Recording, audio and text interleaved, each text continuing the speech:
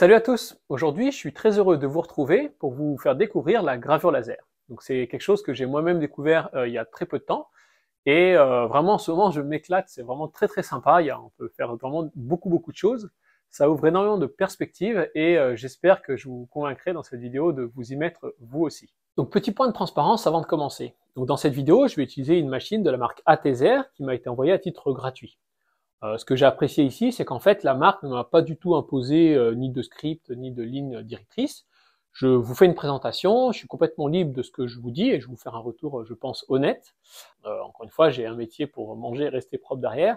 On va passer tout de suite à une démonstration. Donc dans cet exemple, ce qu'on va faire, c'est qu'on va faire à la fois une découpe et de la gravure pour créer des panneaux pour la chambre de mes enfants. Donc c'est dans du contreplaqué de 5 mm d'épaisseur. C'est vrai que moi, une des premières craintes que j'avais, c'était est-ce que c'était compliqué de la monter.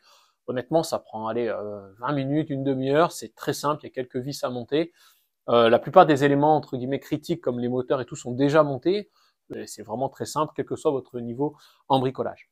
La première difficulté que vous allez rencontrer, en tout cas le chose le plus complexe et franchement c'est très simple, c'est de passer d'un fichier image à un fichier de gravure. Et donc ça, on va faire un exemple ensemble, vraiment pas à pas. Donc la première chose à faire, c'est de placer son support sur notre table. Donc il faut vraiment quelque chose qui soit bien plan. C'est très important ça, parce que si vous avez par exemple notamment un support qui est complètement voilé, la distance entre le laser et votre support sera pas forcément la même partout, et soit il va raccrocher, soit la puissance du laser va pas être la même, donc le résultat va pas être très beau. Vous voyez là, je pose ma planche, donc c'est l'avantage de cette machine, c'est qu'en fait, vous voyez, je peux faire des grosses créations puisque j'ai une surface de travail qui est de 43 cm sur 43 cm, donc ça permet de faire des choses qui sont pas juste du petit logo. Donc vous voyez, en fait, la plupart des choses se déroulent sur ordinateur, en fait. En fait, il y a un écran qui permet, si j'allume la machine, de faire un contrôle ici, c'est-à-dire de se débrouiller sans ordinateur. Mais très sincèrement, en fait, ça, c'est pas hyper utile dans le sens où les fonctionnalités sont limitées. C'est-à-dire que si vous voulez utiliser cet écran-là, il faut déjà que vous ayez un fichier au format de gravure. Donc on se retrouve sur mon PC, donc c'est pas, vous voyez, c'est pas un PC de la NASA, il n'y a pas besoin d'être très fort. On va prendre un exemple, par exemple, on va faire ce petit salamèche. Okay, donc j'ai un fichier avec l'image de ce que je vais avoir dans mon salamèche et un fichier qui est simplement l'ombre de salamèche. Donc ensuite, on va ouvrir un logiciel gratuit qui s'appelle Laser GRBL. Il y a une version payante également d'un logiciel qui s'appelle Lightburn, je crois, je connais pas, qui a plus de fonctionnalités, mais franchement, moi avec ce logiciel gratuit, je fais absolument tout ce que je veux et ça se prend assez vite en main. Donc ce qu'on va faire déjà, c'est qu'on va connecter notre machine.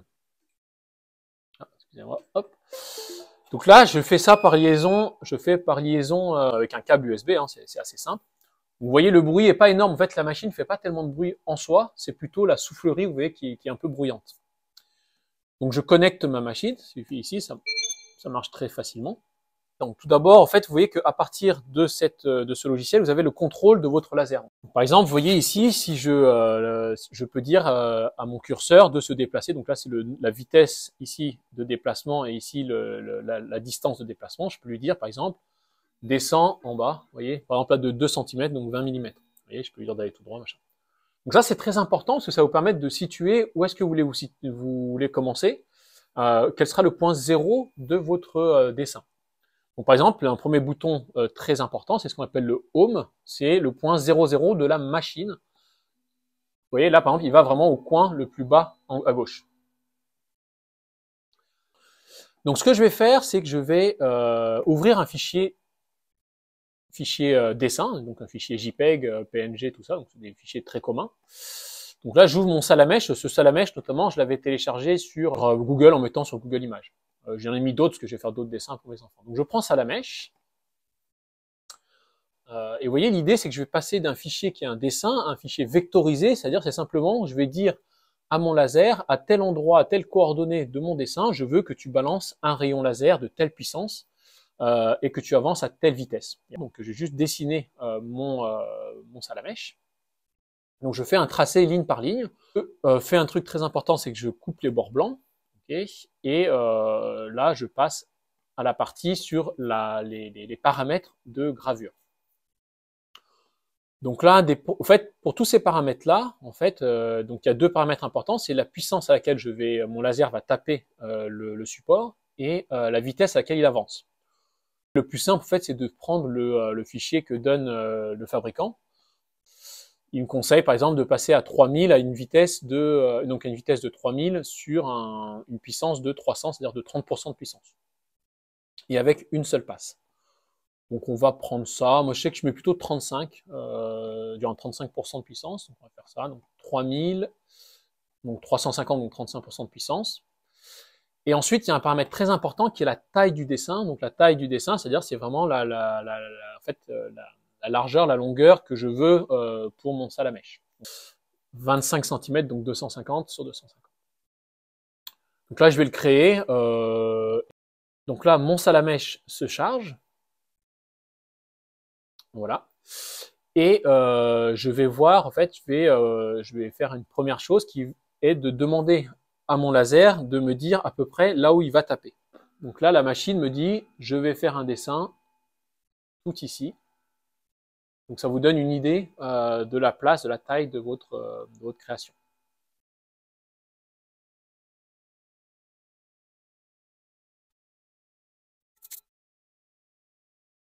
Voilà, donc maintenant, vous voyez, je sais que je vais le faire là. Bon, je vais quand même me déplacer un peu à droite, parce que comme je vais en faire deux, un pour chaque enfant, je vais essayer quand même de pas trop perdre de bois. Voilà. Donc je vais mettre ici, c'est le point le plus bas que je puisse faire. Donc je vais dire ici, tu me définis ça comme le point 0 de mon dessin. Et maintenant, bah, tout simplement, je vais... Donc là, c'est une étape très très importante, on va le faire ensemble. Vous voyez, ici, je vais régler la hauteur de mon laser. C'est simplement, j'ai une petite béquille qui me permet de faire une distance de, je sais pas, de peut-être 2 mm entre le support et ça. J'ai une petite molette derrière et je règle la distance du laser par rapport à mon support. Et je remonte ma petite béquille. Voilà, très simple. Et là, je suis positionné, je suis comme il faut. Je vais lancer ma gravure et ça va se faire très gentiment. Donc très important aussi, on doit mettre ses lunettes de protection. Le fabricant en donne, mais franchement, elles sont vraiment, vraiment pourries. Moi, j'en ai acheté des nouvelles qui sont à une taille plus adulte. Ah mince, première erreur, vous voyez, j'ai oublié de mettre l'assistance d'air. Donc ce truc-là, comme je fais une vidéo, là, c'est pas facile, c'est le direct. C'est pour souffler sur la machine. Mais vous voyez, pour le moment, ça n'a pas l'air d'avoir trop brûlé. Il me semble. Non, c'est bon.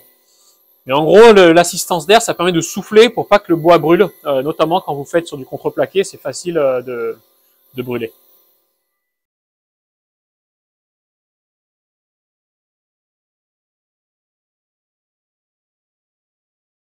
Donc maintenant, ce qu'on va faire, c'est qu'on reprend un autre fichier qui est exactement le même, mais qui est l'ombre de Salamèche. Donc, je prends Salamèche ombre, la silhouette, et je vais mettre en mode découpe cette fois.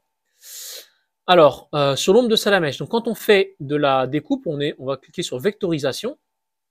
Et vous voyez là, tout ce qui est en rouge, il va faire vraiment les contours du même dessin. Donc je vais, comme tout à l'heure, enlever les bords blancs. Donc je vais, pour être sûr que ça soit exactement le même contour. Je vais sur suivant. Et là, par contre, je vais sur une vitesse très différente. Et je règle, on va dire 300. Donc là, je mets à 100% de puissance. Et donc je ne bouge pas d'un iota les paramètres de tout à l'heure. Je mets créer. Là, ici, je règle le nombre de passes. Donc là, je vais faire allez, 6 passes. Je pense que ça devrait aller. Et là, vous voyez, il faut vraiment pas bouger mon point 0. Je vais lui demander de retourner en bas à droite, en bas à gauche, mon point 0 de dessin. Et là, si ça n'a pas bougé, il devrait retourner pile poil sur les endroits où il a fait le contour de la gravure. Donc, on allume l'assistance d'air et on lance notre gravure. Donc, c'est exactement la même chose. Voilà. Donc, sauf que là, vous voyez, il fait pas des lignes gauche-droite, gauche-droite. Là, il suit vraiment le tracé du contour.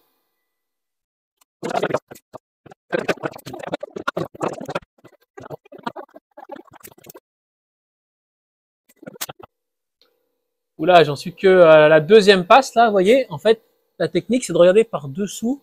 Je sais pas si vous voyez.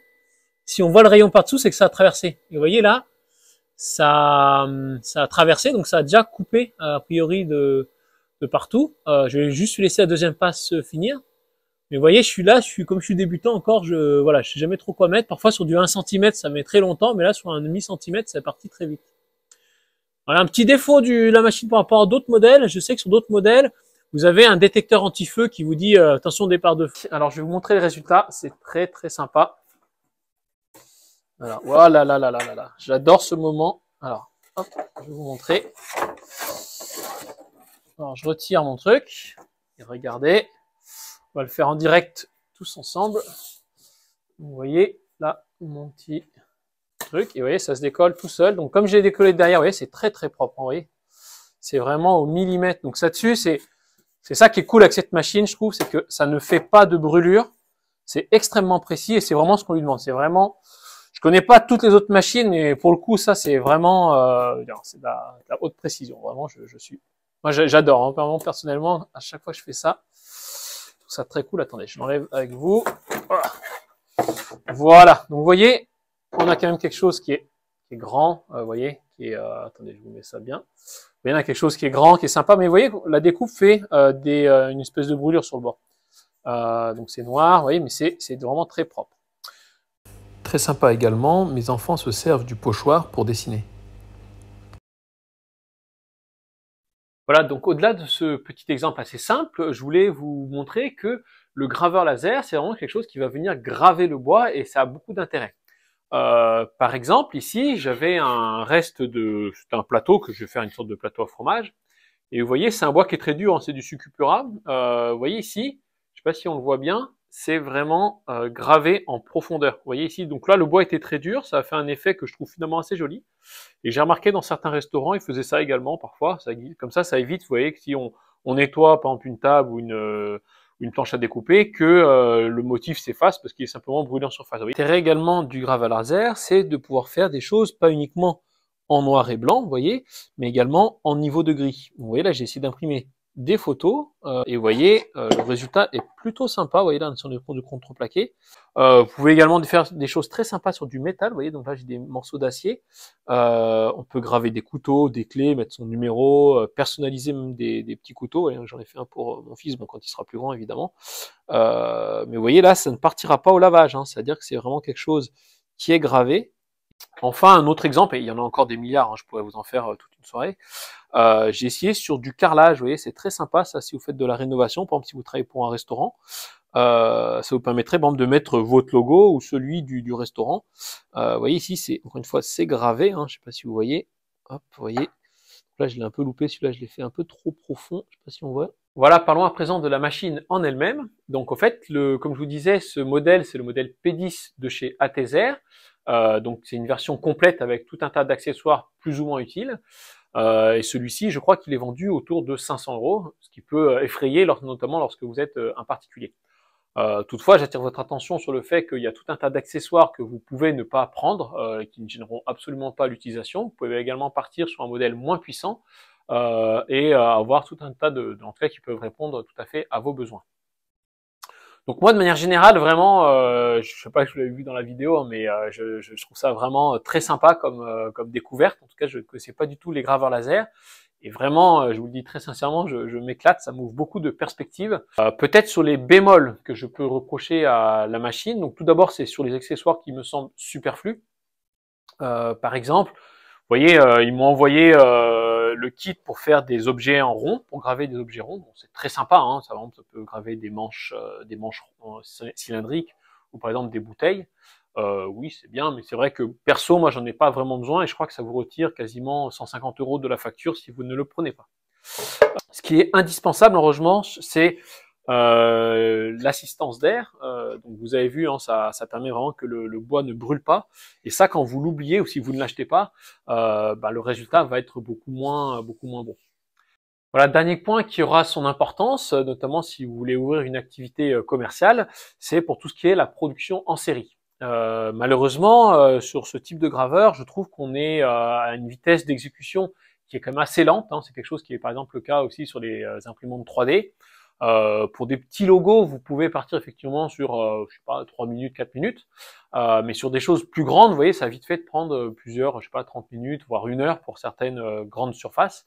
ce qui peut, si vous avez beaucoup de choses à faire, prendre vite fait toute votre journée.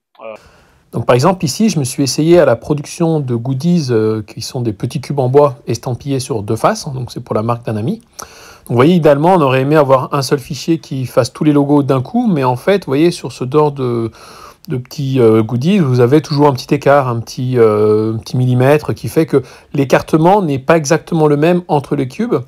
Et pour être vraiment sur les bords, en fait, je suis obligé de imprimer logo par logo et en redécalant et en vérifiant le bon alignement de mon laser à chaque fois. Chaque logo ne prend que 2 minutes, mais multiplié par 10 et par 2 faces, ça a vite fait de faire beaucoup.